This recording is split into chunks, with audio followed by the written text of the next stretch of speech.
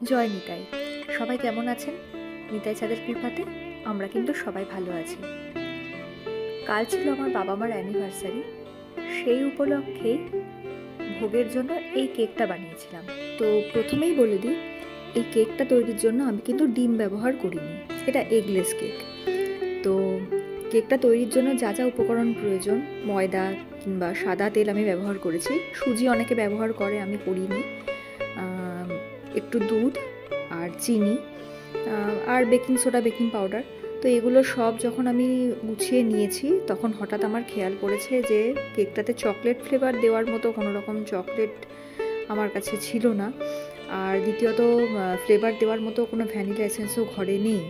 তো সেই সময় হঠাৎ করে কি করব, তো মাথায় এলো যে দই যখন তৈরি করা হয় তখন এক ধরনের চিনি পোড়া ওই দুধটার মধ্যে মেশানো হয়। তো মনে হলো যে এটা যদি আমি করি তাহলে হয়তো কেকটার মধ্যে একটা ফ্লেভার আসতে পারে।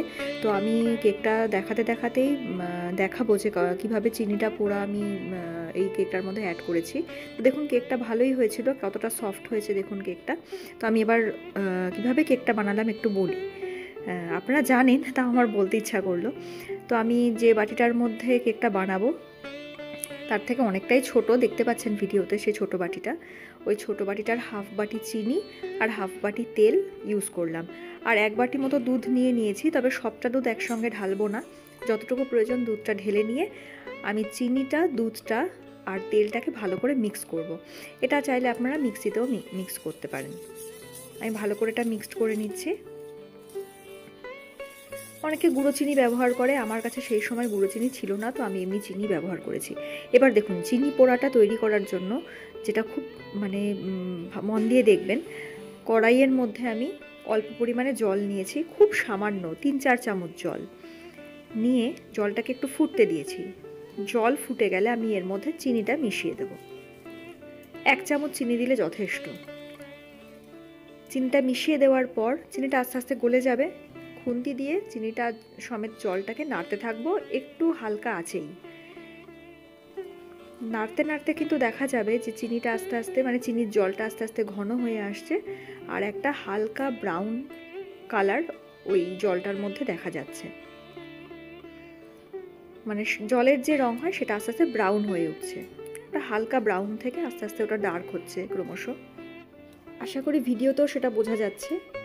আর ক্রমশ চিনির ওই রসটা ঘন আর আঠা আঠা হয়ে আসছিল। ঠিক আছে, তো দেখুন কতটা ডার্ক হয়ে গেছে রংটা। এবার আমি গ্যাসটাকে অফ করে দেব। যেটুকু কড়াইয়ের তাপ, তাতে এটা আরও একটু ডার্ক হয়ে যাবে নিজে থেকেই। এটা এই সময় বেশ তরল তরল রয়েছে মনে হচ্ছে, কিন্তু এটা যত ঠান্ডা হবে তত না শক্ত হয়ে যায়, পুরো একদম চিট গুড় যেমন হয় সেরকম ধরনের হয়ে যায় জিনিসটা।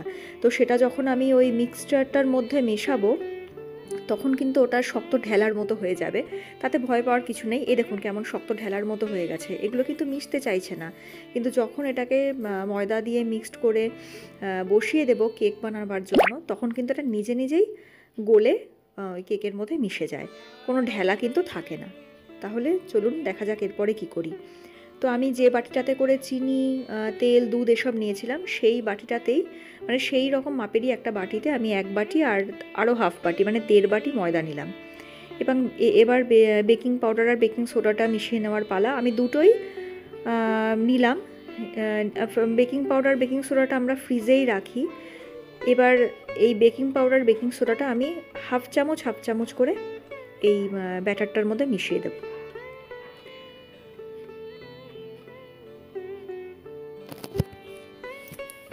অনেকে শুধু বেকিং পাউডার ব্যবহার করেন, সোডা দেন না। তো আমি বেকিং পাউডার, বেকিং সোডা দুটোই ব্যবহার করি। এবার দেখুন ভালো করে ব্যাটারটাকে মিক্সড করে নিলাম। এক হাতে ভিডিও করতে করতে তৈরি করছি, তো এখন আমার কাছে স্ট্যান্ড নেই, তো যার কারণে আমি মিক্সড করাটা দেখাতে পারলাম না। আর এই দেখুন একটা বাটির মাপ করে আমি একটা কাগজ কেটে এনেছিলাম। সে কাগজটা আমি বাটিটার মধ্যে তেল ব্রাশ করে নিয়ে তার মধ্যে কাগজটাকে সেট করে নিলাম।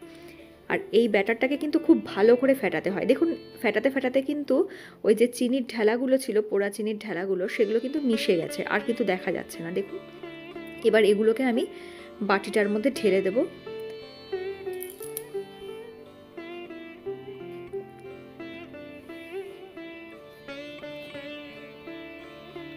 সম্পূর্ণটাকে বাটিটাতে ঢেলে দেব। যেটুকু চিনির ঢেলা এখন অবধিও দেখতে পেয়েছেন ভিডিওটার মধ্যে, সেগুলো কিন্তু কেক তৈরি হতে হতে পুরোটাই গলে যাবে। আচ্ছা, এবার কুকারটার মধ্যে আমি একটা এরকম স্ট্যান্ড বসিয়ে দিলাম। এবার কুকারটাকে একটু সময়ের জন্য গরম হতে দেব। গ্যাসটা ধরিয়ে কিছুক্ষণের জন্য কুকারটা গরম হতে দিলাম। কুকারটা গরম হয়ে যাওয়ার পর এবার একটা সাঁড়াশি দিয়ে কিন্তু আমি ওই যে ব্যাটারটা রেখেছিলাম বাটির মধ্যে, সেই বাটিটা সমেত সাঁড়াশি দিয়ে কুকারের ভেতরে ওই স্ট্যান্ডটার ওপরে বসিয়ে দেবো। দিয়ে হালকা আছে ঢাকনা দিয়ে এটাকে রেখে দেবো। মোটামুটি 20-25 মিনিট পর এসে আমি একবার ঢাকনাটা খুলে দেখেছিলাম। তো দেখি 20-25 মিনিট পর ঢাকনাটা খুলে দেখার পর আমি কি দেখলাম আপনাদেরও দেখাচ্ছি।